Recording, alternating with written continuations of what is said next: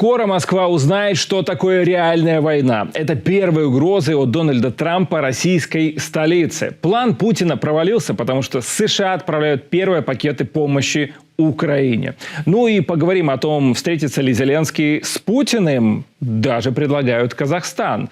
Начинаем проект «Акценты». Меня зовут Александр Преподобный. Встречайте наших гостей. Будет интересно, обещаю. Приветствуем в проекте «Акценты» Ростислава Мурзагулова, политтехнолога, Юрия Рашкина, ведущего YouTube-канала «Рашкин Репорт», общественного деятеля и депутата округа Рок, штат Висконсин. Всем привет. Здравствуйте. Добрый день. Здравствуйте. Ну что, хочу спросить у вас, коллеги, что произошло с Трампом вообще, когда он писал свой этот твит о том, что Украина должна вернуть себе свои территории до границ 91 года, о том, что у России будут серьезные проблемы, и скоро москвичи узнают вообще о реальной ситуации в их армии. Что это вообще было? Ростислав, первый появился в эфире, пожалуйста, тебе слово. Мне как раз интересно было послушать мнение нашего американского коллеги, но я рискну предположить, что это все-таки такое. Но глобально я думаю, что у этого всего есть очень простое объяснение из одного слова, буквально состоящее. Это слово называется демократия, потому что это такая система, когда не может быть руководитель страны таким условным Владимиром Путиным или каким-нибудь Си Цзиньпином, который может все делать так, как его левой ноге заблагорассудится, или так, как он договорился, ну, например, с каким-нибудь соседним автократом или диктатором. В Америке, ну, есть, конечно, поводы для критики, и наш коллега с вами Юрий Рашкин критикует много и Трампа, но, в общем-то, при этом там есть та система, которая сдерживает, на самом деле, всевластие вот американских элитариев. И когда Трампа начинает заносить куда-то в сторону слишком уж тесного взаимодействия с каким-нибудь очередным Путиным, то у него начинается такой артиллерийский огонь по его позициям со стороны и элитариев, и со стороны, соответственно, общества более широких слоев. Ну и поэтому ему приходится поглядывать на рейтинги, поглядывать на социологию и время от времени делать какие-то реверансы, и в том числе в том направлении, ну, которое большинство американского населения и среди демократов, и среди республиканцев считают более правильным. То есть они считают правильным поддерживать хороших парней в мире, а плохих парней не поддерживать. И мы знаем результаты опросов, и даже среди избирателей Трампа, среди тех самых мага-людей, в общем-то, подавляющее большинство, конечно же, на стороне украинцев. И поэтому Трамп, вот, которому уж очень, конечно, хотелось бы поторговать чем-нибудь с Путиным, но вот есть такой механизм, что называется, как в Советском Союзе бы сказали, народного контроля. Или я не прав, Юрий, скажите? Юрий, вам слово. Добавлю только, что вот в Кремле считают, что Трамп просто попал под влияние Зеленского. Это была дословная цитата от Пескова. А что вы думаете? Удалось ли Зеленскому ввести в состояние... Да, удалось ли Зеленскому ввести в состояние гипноза Дональда Трампа, Юрий? Я думаю, что только частично. Я думаю, что все-таки большая часть здесь, к сожалению, не то, что описал Ростислав, хотя мне было бы так приятно, если бы это было действительно правдой, потому что это действительно демократия вещь крутая. Но мне кажется, что здесь я больше виню сломанный эскалатор и сломанный телепромптер. Потому что когда президент вошел в здание ООН, то, значит, когда он встал на эскалатор, эскалатор остановился.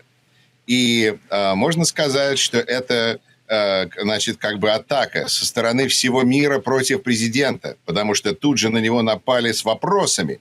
И он, значит, смело пошел вверх по недвигающемуся эскалатору, чтобы убежать от репортеров вместе со своей супругой, что ему и удалось. А другие говорили, что, знаете, если бы Соединенные Штаты давали деньги Организации Объединенных Наций, они зажимали их и делали свою часть, то тогда бы эскалаторы работали. А есть другие, которые говорят, это был человек из команды Трампа, фотограф, который там на что-то нажал, и перестала, система остановилась, потому что опасность как бы для эскалатора, он выше находился, чтобы сфотографировать президента в самый лучший момент. И, возможно, это стало причиной. В любом случае, президент был, я думаю, уже в плохом настроении. Представьте себе ваши здесь, его на его месте. Ну, вы президент Соединенных Штатов, и вам нужно бежать по недвигающемуся эскалатору с супругой. После этого он стал выступать, и у него сломался телепромптер. О, знаете, он так привык работать уже без скрипта, как бы он профессионал, комик, которому не нужны как бы talking points. Но это же все-таки оскорбление.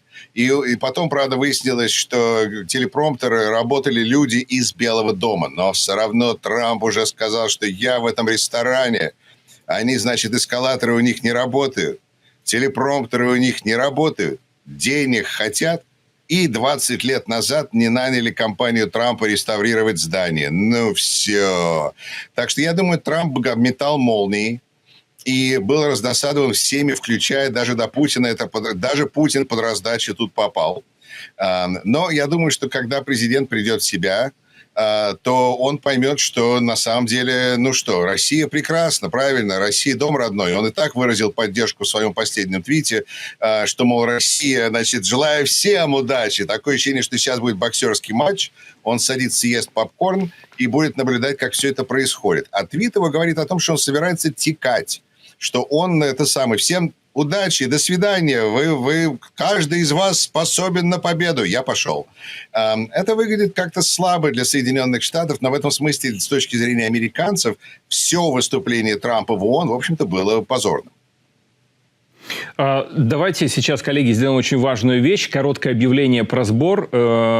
Очень прошу наших зрителей присоединиться, потому что самая главная гарантия наших с вами эфиров и продолжения существования украинского государства – это украинский воин. Давайте поможем им, несмотря на заявления, какие бы ни неслись с главных трибун мира.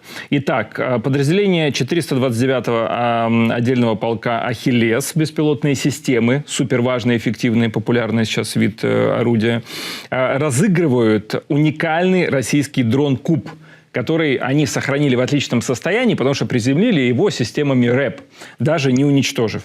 Так вот, система очень простая. Донат от 100 гривен – это один билет, то есть один шанс выиграть этот куб. Донатите 200 гривен – это 2 шанса, 2 билета, 300 – 3 шанса и так далее, и так далее. То есть чем больше задонатите, тем больше шансов получить этот куб в подарок. Пожалуйста, вот QR-код в левой части экрана. Это ссылка на Монобанку. Мы знаем это подразделение лично. Канал уже не раз помогал этим ребятам. Давайте задонатим для того, чтобы беспилотных систем, то есть систем, которые не пускают оккупантов ближе к линии фронта, стало еще больше. Всем спасибо. Продолжаем. Ростислав, вот смотри, какая история. На самом деле европейцы уже отреагировали на подобные заявления Трампа, частично даже критикой, потому что кто-то говорит о том, что Трамп пытается опять увести внимание от США в сторону Европы и заставить Европу разбираться с этой войной, несмотря на то, что он Украину поддерживает тезисно. Тут в том числе Урсула фон дер Ляйен даже вроде провела с ним какой-то глубокий разговор, ну, в том числе о санкциях говорила. Вот хочу тебя спросить об этом. Как ты считаешь, не бросит ли Трамп сейчас опять весь свой гнев и весь свой актив на Европу, сказав, что, конечно, Украина должна выиграть, но с помощью Европы? Ну, я думаю, что у него нет такой опции, на самом деле. А то, что касается того, что Юрий сказал о том, что выступление было скандальным в ООН, я, как человек, который в ООН год проработал, могу это категорически подтвердить, потому что это, конечно, было просто абсолютно даже не скандально, а прям по-хамски он выступал там, и он туда пришел и просто заявил там, что он, по сути, здравствуйте, я ваш новый теневой генсек. И вот этого Гутерриша можете засунуть куда-нибудь, не знаю, в дальний чулан. Кстати, интересно, как вообще Гутерриш дальше будет себя вести. У меня что-то есть такое ощущение, что долго он в этой позиции больше не проработает. Ну, потому что объективно после того, как крупнейшая страна, крупнейший донор, он в том числе, говорит такие вещи, в общем, конечно, к нему серьезно не будут относиться те, с кем он должен взаимодействовать по своей работе. То есть контрагенты в разных странах ООН, в том числе и его собственные подчиненные. И, естественно, те, которые работают в разных странах и являются ответственными за работу, там, за взаимодействие с ООН. Сейчас у него тяжелое, непростое время. Сейчас, я думаю, что сидит где-нибудь и думает, что ему делать дальше.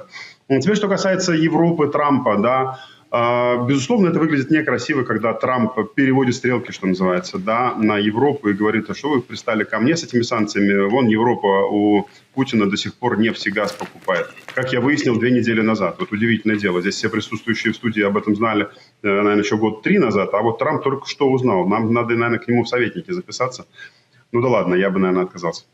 В общем-то, оба хороши, что называется, да, и Трамп и фон дер Ляйен, которая начала говорить о том, что у нас, знаете ли, такая стратегия поэтапного отказа от финансирования путинской агрессии против Украины. Ну, по сути же, мы об этом говорим, действительно, потому что, ну, вот Индия 40% нефти забирает у Путина. Раньше забирала 0% у Путина. Всю эту нефть она перерабатывает в нефтепродукты и отправляет их в основном в Европу. Ну, то есть, если бы, грубо говоря, Европа покупала это все у кого-нибудь другого, либо договорилась с Индией, чтобы Индия покупала нефть и перерабатывала ее, значит, не для того, чтобы продолжалась агрессия Путина против Украины, тогда бы все было бы сильно лучше. Но они вот хотят поэтапно, да?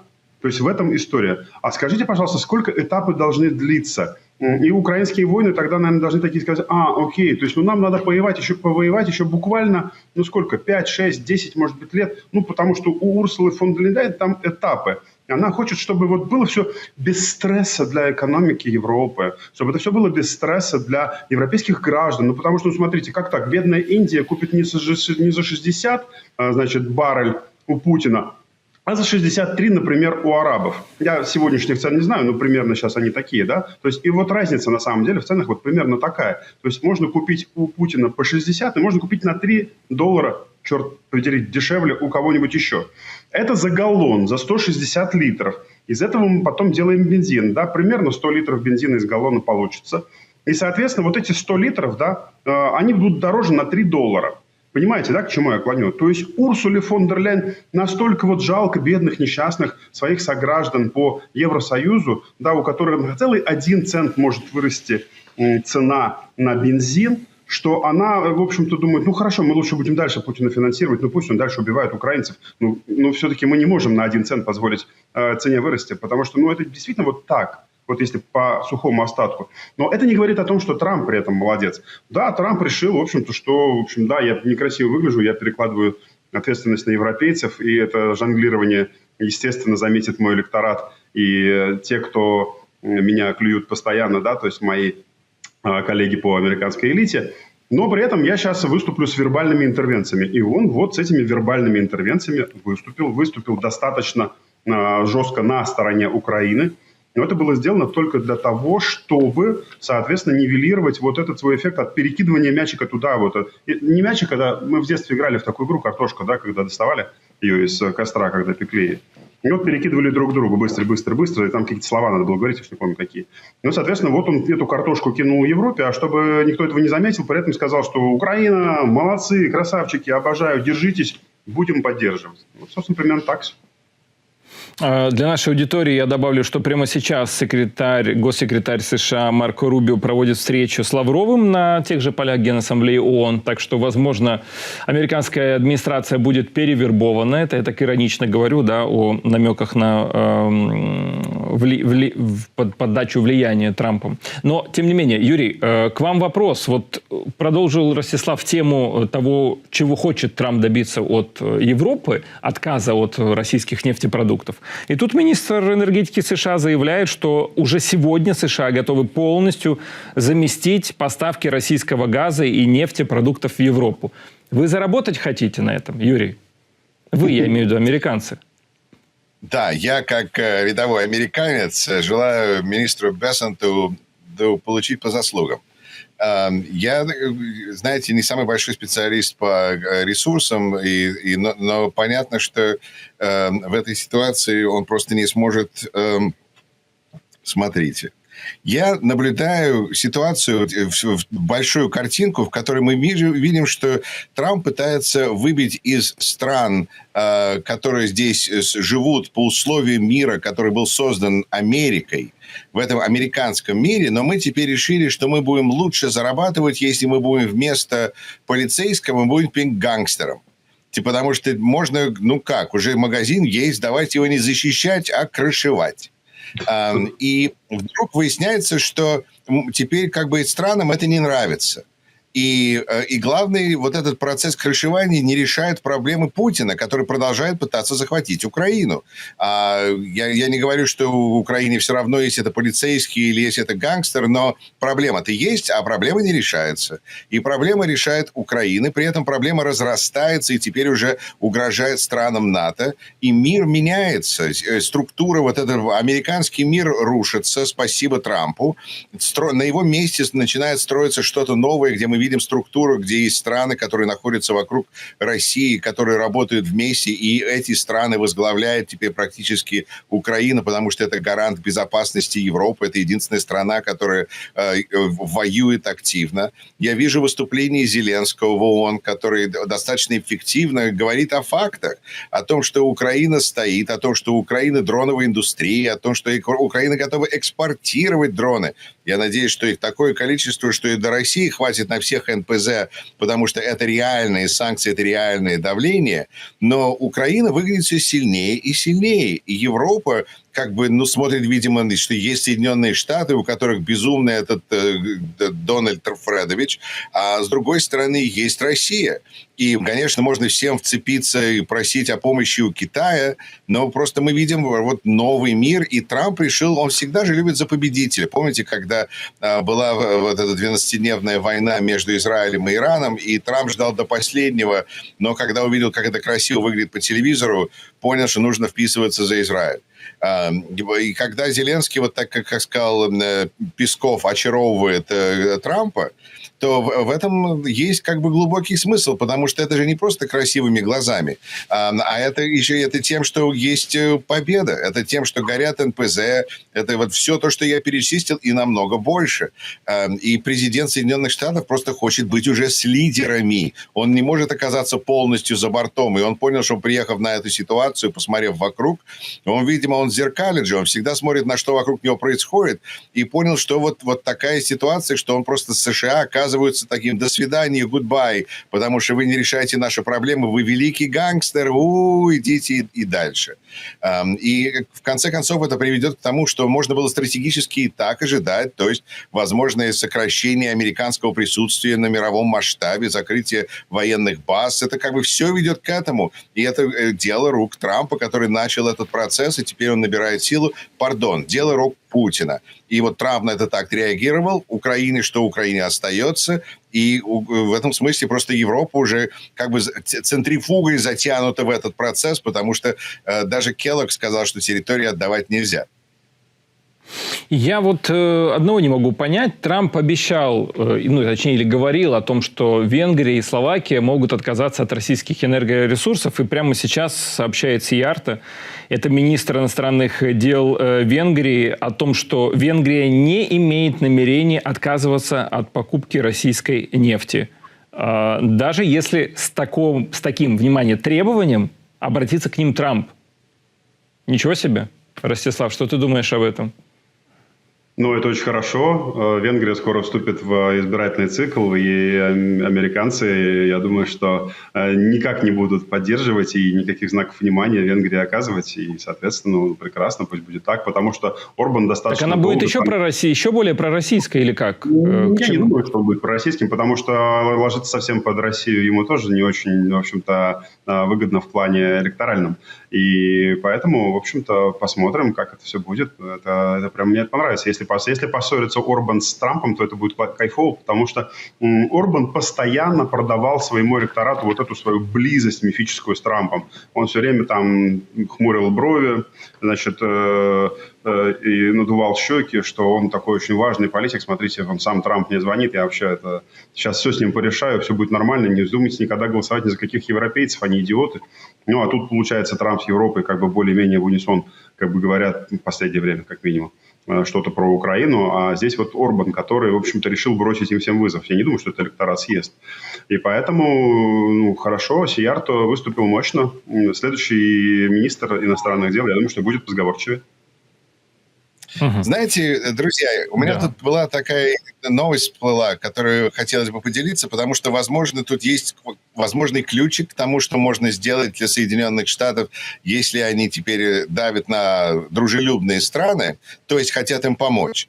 Вот сейчас вышла новость, что Соединенные Штаты думают о том, чтобы дать заем, swap-line на $20 миллиардов с Аргентиной, потому что там у Миллея большие проблемы, и мы могли бы им дать взаймы до выборов. Значит, $20 миллиардов. Возможно. Так что почему бы не подбросить несколько миллиардов там в Венгрии до выборов? А там будем разбираться, как их выплачивать обратно. Можно и так.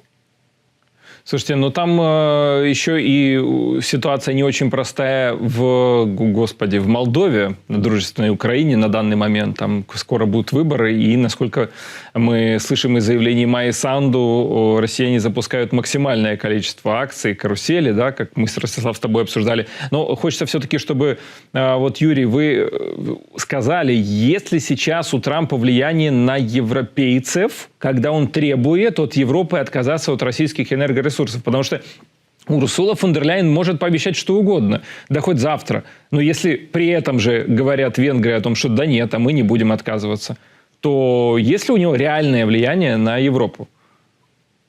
Ну, нет, конечно. То есть, как бы, с одной стороны, дипломатически, экономически, мы самая большая горилла на планете вообще. Сейчас мы как, вообще непонятно что. Но, с другой стороны, в принципе, власть политика реально измеряется его поддержкой. А поддержка Трампа неуклонно падает. Потому что все те вопросы, которыми он занимается, сейчас, да, его поддерживают какое-то количество по поводу иммиграции. Потому что жестокость, с которой проводится иммиграционная политика внутри нашей страны, воспламеняет сердца определенных людей. Но, в принципе, у него большие проблемы с поддержкой, тарифы, цены поднимаются, жизнь усложняется. А здесь еще какая-то вот эта вся Европа, которая чего-то от нас хочет. Мы в этой войне никто, мы сбоку бантик. Мы проходили мимо, предложили Зеленскому, так сказать, такси, оказался, и после этого этот сумасшедший Байден вывалил на Украину $350 миллиардов ни за что, ни про что. Хотя на самом деле это было $120 миллиардов, и 90% из этого остались в Соединенных Штатах.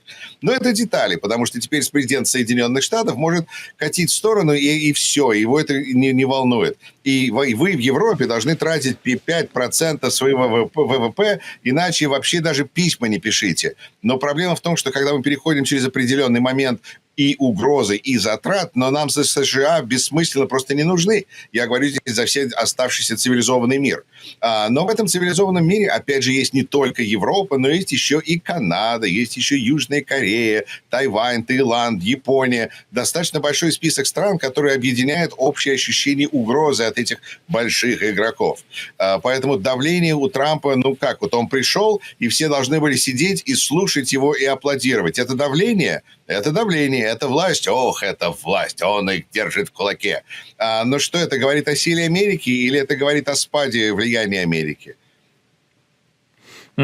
Ростислав, хочу тебя спросить, ну, во-первых, если есть что ответить по той теме, которую Юрий поднял, пожалуйста, тебе слово. Я бы добавил пару слов здесь, потому что дело в том, что все же есть чего бояться европейцам от Америки, потому что мы это видели многократно, вот эти все, значит, безумные совершенно пантомимы а-ля «папочка сердится», все в строй, и бежим ему, значит, срочно руку целовать.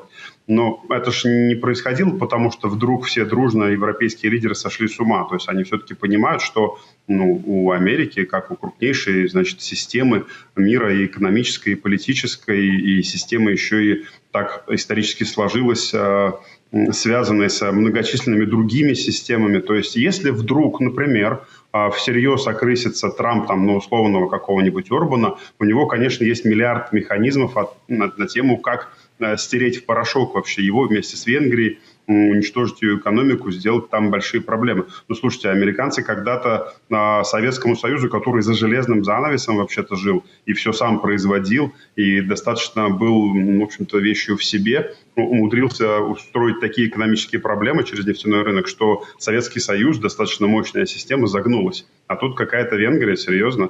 Но нет, конечно, если Трамп захочет, то, что называется, показать гнев Папочкин, товарищу Орбану, он это сделает. И я думаю, что, в принципе, даже до дела не дойдет, вербальных интервенций будет достаточно. Ну, говорит вот что-то Трамп, например, и попадали все венгерские предприятия в цене, ну, так раза там, во сколько-нибудь, да? То есть, ну, вот так, например. И прибежали тут же и Орбан, и Сиярто руки целовать и говорить, что, прости, папочка, ошиблись. Поэтому здесь, в общем, ну, вопрос в том, как бы окрысится он или нет.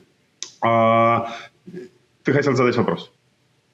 Да, я хотел спросить о реакции Кремля на предложение Зеленского увидеться в абсолютно любой стране мира. Ну, фактически он там и Катар предлагал, и Казахстан звучало как версия, и Турция. Ну, вообще мы про страны демократического мира вообще молчим, там как бы любая. Хоть завтра можно вылетать и общаться. Но, тем не менее, вот Песков сказал, что эти все предложения, они нереальные, эти страны, это, значит, все очень плохие предложения. Ждем Зеленского, дескать, в Москве. Вот почему Путину не полететь в Казахстан, например, на встречу с Зеленским? Потому что Путин боится встречаться с Зеленским, не хочет этого, потому что ему нечего сказать Зеленскому, потому что он трус, потому что он никогда не был в реальной политике, потому что он никогда не выходит из зоны комфорта, никогда не говорит с теми, кто недоволен им. Он один раз в жизни попытался это сделать, я тебе в одном из эфиров это рассказывал, я прям это помню и видел. Он поговорил с женами моряков с подводной лодки «Курск», которую он собственноручно утопил там, и из этих моряков оставил умирать страшной смертью от удушья там. И вот тогда он с ними поговорил, и больше он ни разу на это не решался, потому что он трус. Окей. Юрий, вы что думаете? Вообще педалировать тему встречи Зеленского и Путина есть смысл? Или этого только как бы нужно подыгрывать, не знаю, возможным инициативам Трампа, да или они скоро закончатся? Не будет он эту тему поднимать больше, понимая, что это утопия? Я думаю, что нужно просто рассматривать тему встречи Путина и Зеленского как градусник. Поэтому как мы его засовываем в палату и говорим, что сейчас происходит. Путин говорит, в Москве. Говорит, окей, больной. Хорошо, значит, и понятно. И потому что Путин не готов к миру, и Зеленский не готов к капитуляции. Поэтому, естественно, все эти разговоры о перемирии, разговоры о переговорах звучат либо для того, чтобы ублажить дедушку Трампа, который к тому же еще является президентом Соединенных Штатов, ко всему этому добавок, то есть доступ к ядерному вооружению, так что все там поосторожней.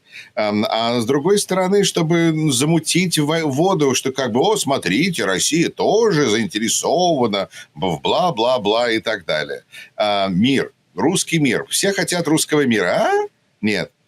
Поэтому я думаю, что тема сейчас выглядит такая дохленькая, но она всегда может ожить, чем хуже будут дела идти у Путина. Что выглядит на данный момент на самом деле более вероятно. Потому что мы все знаем, что у Украины проблемы. Черт подери, на Украину напали. Так что тут понятно. Но то, что у России проблема, то, что на России не могут купить бензин, то, что на России горят НПЗ, мне кажется, сейчас по миру начинает загораться как все более и более очевидный взгляд на эту тему. Тут, мне кажется, для ответа Путина Трампу придумали мероприятие, а может, это все было заготовочкой. Хочу, чтобы вы это прокомментировали, коллеги. Наши зрители будут, мне кажется, смотреть этот выпуск отчасти, когда Путин уже будет говорить. Есть такое мероприятие, глобальный атомный форум, приурочено это все к 80-летию атомной промышленности в России, и там будет выступать Путин. Вот он же должен что-то вякнуть, брякнуть в ответ Трампу, опять что-то сказать про военно-технические средства. Ростислав, что ты думаешь? Бункерного готовят, какую ему речь готовят? Ты знаешь, все его ответы на предыдущие какие-то жесткие слова в его адрес были достаточно робкими. Мы помним, как для того, чтобы Трамп не обиделся на его ответ, они специально уехали на встречу с Лукашенко лавочку, посадили милейшего пса, диктатора, значит, Беларуси, для того, чтобы картинка была максимально благообразной, и чтобы было понятно, что все это не всерьез. И там он что-то такое промямлил про то, что ну, а что вы разочаровываетесь? Не надо было очаровываться.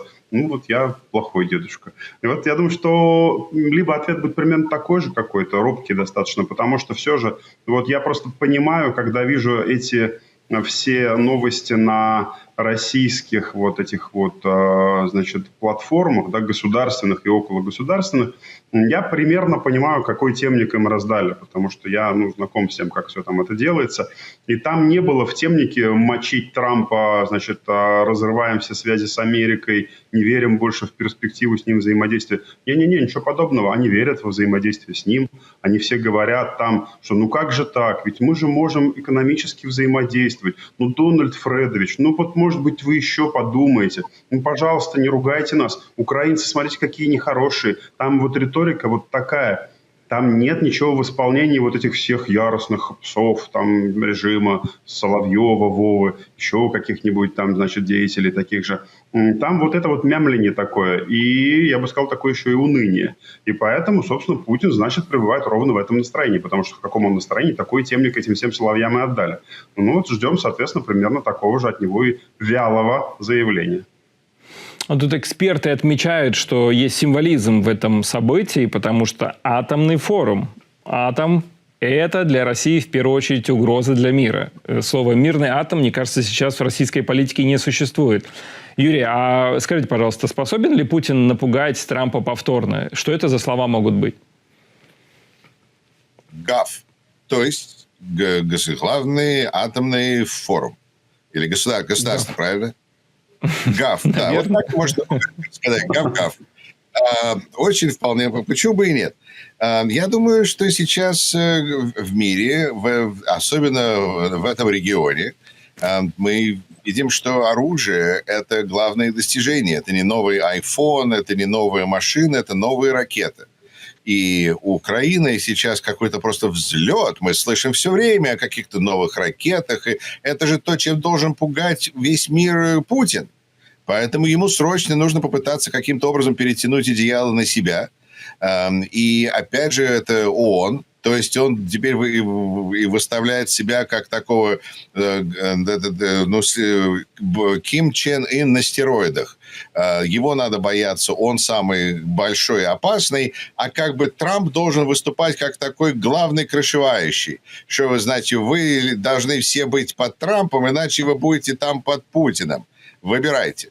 И, значит, и Путин теперь должен выполнить спеть свою арию.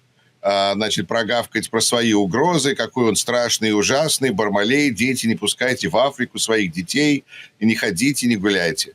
Вот, мне кажется, это так выглядит, такой расклад. Новое оружие, и это, опять же, все подтверждает просто вот концепцию нового мира, в который мы передвигаемся, где выясняется, что России уже нужно догонять всех остальных своими пугалками. Их пугалки отстают от того, что могут сделать с Россией теперь другие. Угу. Окей. Вот еще хочу о чем поговорить. Вот то, что Трамп сравнил Кремль с бумажным тигром, и на это Кремль отреагировал, что вообще-то мы не тигр, мы медведь, а медведей не бывает бумажных и так далее, и так далее. Вот вообще, на самом деле, как ты считаешь, Ростислав, Путин боится того, что Трамп может сделать? Или у него уже есть определенная стратегия и определенная убежденность в том, что американский президент им считан. Особенно после Анкориджа. Многие говорят, что это было действительно для Трампа определенным фиаско, потому что никакой сделки, никакого дилмейкинга не получилось. Вот на данный момент отношение Путина к Трампу какое? Когда я слышу от кого-то из своих друзей о том, что стратегия Путина, Путин просчитал, Путиным считан человек, я думаю, а про кого они говорят? Про того же самого Путина, которого я много лет наблюдал? Или все-таки про какого-то другого, нового, улучшенного Путина? Потому что Путин никого не умеет считывать. Путин – это человек достаточно примитивный, человек, который всегда руководствуется строчкой из песни Высоцкого «У меня всегда в запасе ход конем по голове», а потом бежать куда-нибудь. Потому что это не бесстрашный человек, это совершенно не стратег, это не тот человек, который умеет играть в долгую. И поэтому говорить о том, что сидит такой коварный Путин, значит, великий и важный, и говорит всем своим коллегам: так, этого я считал, мы больше его не боимся. Нет, вот это, конечно, бред. Он трусливое существо, я уже говорил об этом в 1000 стримах. И, значит, соответственно, Я думаю, что это по-прежнему так и есть. И, конечно, ему есть чего бояться со стороны Америки. Потому что если мерить ходами конем по голове, то у Америки здесь огромное, колоссальное преимущество. И Путину это понятно. Потому что вот есть Америка, у которой экономика в десятки раз больше, чем российская. Ее военный потенциал в такое же примерно количество раз выше, чем у той же самой России. И в России это понимают. И более того, Путин и его подельники, они же примерно себе представляют, что вот эти 5000 боеголовок, которые на бумаге у них есть, да, оставшиеся наследством Советского Союза, они прекрасно понимают, что из них летает. Это по тем докладам, которые им делают, ну, не знаю, какая-то очень маленькая часть, я так полагаю. А еще и они понимают, что в докладах их еще и обманывают. Поэтому они прекрасно понимают, что если случится когда-то какой-то ядерный размен, то они из него точно не выйдут живыми. А Путин, как любой диктатор, он испытывает огромную нежность к своим многочисленным детям, нарожденным от самых разных людей. И поэтому он хочет, чтобы они жили долго и счастливо и после его смерти, соответственно. Поэтому ему не улыбается, если все это вдруг сгорит гений огненный прямо сейчас. Он хочет как-то там договориться, чтобы у них все было норм и после его ухода. Поэтому, конечно, он боится. И, конечно, не будет никакого с его, значит, стороны. Ядерный шантаж-то есть, да, но вот как бы перехода к чему-то реалистичному в этом смысле. Тем более, что у Трампа это вызывает достаточно такую понятную и, кстати, я бы сказал, тоже очень нервическую реакцию. Мы с вами очень хорошо помним, когда Дмитрий Алкогольевич Медведев, значит, заявил вдруг о том, что, значит, броня крепка, танки наши быстрые, боеголовки ядреные, сейчас кнопку красную нажмем. Вы помните прекрасно, что вдруг Трамп на это ответил. И ответил максимально грубо. Он сказал, что если там есть любители понажимать на красные кнопки, то поговорите с аятоллами, как там у них дела, если каких-то из них найдете живыми. И, собственно говоря, конечно, они трусят. И после этого Медведь там объяснял, что не-не-не, Дональд Фредович, я не то имел в виду, простите, без попутал и так далее. Я смотрю просто новости о том, как вслед за кортежем Макрона, который вчера остановили из-за того, что ехал Трамп, сегодня точно так же Реджеп Тайип Эрдоган на улицах Нью-Йорка требует, чтобы его пропустили, потому что опять едет Трамп. Опять стычка президента Турции с полицией Нью-Йорка. Ну, я не знаю, я не помню, честно говоря, таких прецедентов. Хочется сказать, вы что, не можете там в графиках как-то разобраться? Но это просто. Окей. А Трамп это устраивает, он показывает им свое место. Это ж с его, в общем-то, хамской точки зрения это нормально. Вот так поступать в ООН, вот так показывать президентам свое отношение. Конечно, есть возможность разбить потоки. Ну уж едет один Трамп и едет один. Ну, Трамп может постоять 5 минут перед выездом где-нибудь, но не выезжать в это же время. Конечно, мог бы. Юрий, да. Была стычка, когда приезжал Эрдоган в прошлый раз во время первой каденции Трампа, и люди протестовали перед Белым домом против этой встречи, и вышли люди Эрдогана и, набили, так сказать, подрались с теми, кто стояли и протестовал. Так что в каком-то смысле вот такой ответ Америки Эрдогану о том, что в конце концов даже президент Турции будет стоять и ждать, пока президент Америки Дональд Трамп, значит, самый шикарно одетый голый король, значит, проедет. Кстати, возвращаясь к бумажному тигру, это очень интересная идея, потому что это вообще же заявление из 40-х годов прошлого века. Так что напоминает нам о том, где ментально находится наш великий президент. И это было заявление Мао Цзэдуна по поводу того, что эти западные империалисты, японцы и западные, они просто, бумажные тигры. На бумаге они есть что, а на самом деле никто. И теперь Трамп решил вот таким образом оскорбить Путина, что он как бы... Это самое страшное, что боится Трамп, что выяснится, что все его богатства это на бумаге, а потом выясняется, что он бумажный тигр. Поэтому он обвиняет Россию в самом ужасном, что может оказаться для него, что он оказался бумажным тигром. А Россия, конечно, это не бумажный тигр, это раненый медведь. И с раненым медведем надо обращаться соответственным образом. И здесь, мне кажется, вполне правильное сравнение, что это медведь, и тут важность союзников и что они могут сделать.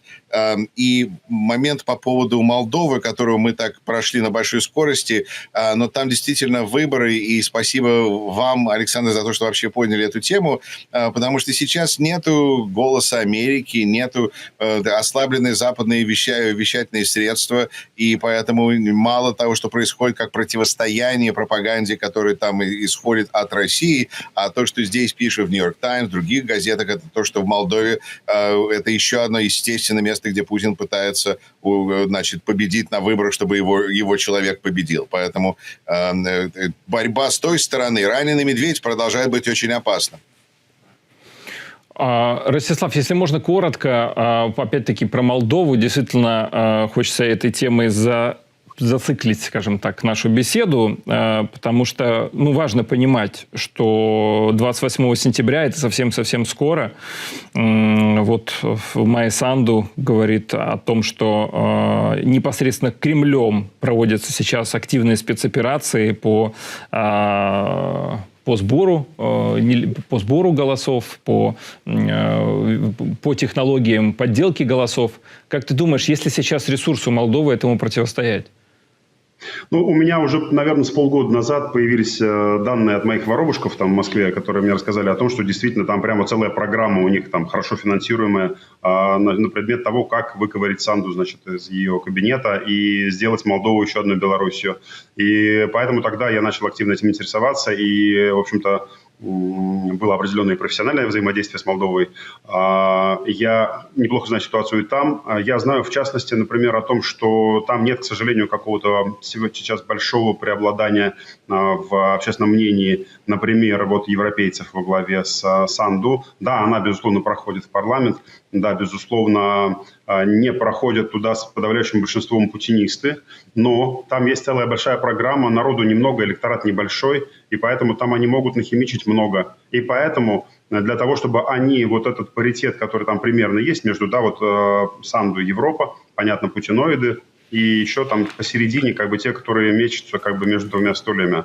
Соответственно, если Санду не будет жесткой в ответ на те фальсификации, в ответ на то давление на электорат, которое сейчас уже идет и будет еще ближе к дню выборов увеличиваться, и, собственно, сами вот эти все карусели будут спускаться. Если она не будет жестко на это реагировать, то она может и проиграть. А реагировать максимально жестко, вплоть до снятия каких-то кандидатов, каких-то партий, потому что всем понятно, что то, что творится с Кремлем, сегодня в паре вытворяют, конечно, люди Додона. Это те люди, которые, в общем-то, и не скрывают своей пророссийской позиции и антиукраинской позиции. И поэтому, если там начнется вот что-то жесткое, и когда они будут видеть, а когда ты работаешь внутри выборной кампании, ты понимаешь, что идут процессы фальсификации.